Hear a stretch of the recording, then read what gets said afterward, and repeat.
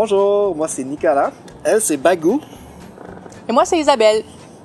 On est ici aujourd'hui pour, dans le fond, répondre à des questions que vous nous avez posées. Que vous est-il arrivé pour que vous perdiez l'usage d'une partie de vos membres? Ben, moi, dans mon cas, c'est un accident. Donc, j'avais 19 ans et j'ai simplement plongé, en fait, dans une piscine qui n'était pas assez profonde. Je me suis cogné la tête en plongeant et ça m'a paralysé des épaules jusqu'au cou instantanément. Par contre, j'ai été chanceux dans ma malchance. Au fil du temps, j'ai récupéré une partie de la mobilité. Par exemple, ben, mon côté gauche, je suis capable de le bouger. Mon côté droit, ben, c'est plus difficile. Donc, voilà. Ben moi, ça a été un accident de voiture. C'est une lésion aussi au niveau cervical, mais par contre, moi, c'est une lésion complète. Ce qui fait que je n'ai aucune sensation ni aucun mouvement en bas des épaules. Je peux bouger un peu mes bras, mais pas dans les airs. Puis j'ai mes doigts qui ne bougent pas du tout. Donc, je dois avoir beaucoup d'adaptation là pour m'aider, entre autres, pour manger. Ben, il faut que j'aie un bracelet qui tient ma fourchette pour moi. Donc, toutes sortes de petits accessoires qui m'aident à être quand même semi-autonome. Quelle est la première chose à laquelle vous avez pensé quand on vous a annoncé que vous perdriez l'usage de vos jambes? Je me souviens très bien d'être dans mon lit d'hôpital et d'avoir vérifié ce que j'avais encore, donc que je pouvais entendre, parler, donc je pourrais au moins énoncer mes besoins. Les questions sur ce que ça m'a fait pour le fait que je pouvais plus utiliser mes jambes sont venues plus tard.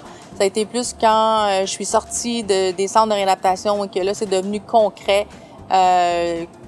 Qu'est-ce que je vais faire de ma vie? Est-ce que je vais encore pouvoir faire du sport? Je dirais que la première chose qui m'est venue en tête, ridiculement, c'est de dire que je viens de m'acheter tout un nouveau matériel, un nouvel équipement de snowboard puis que j'allais pas pouvoir l'utiliser durant l'hiver qui s'en venait. Comment cette condition affecte la sexualité pour ces personnes? Bien, ces personnes, en fait, il faut le dire, il y a plusieurs conditions très différentes entre une personne paraplégique et une personne tétraplégique. Donc, c'est sûr qu'au niveau, si on parle moteur, ben, il va y avoir des grosses différences entre une personne et l'autre.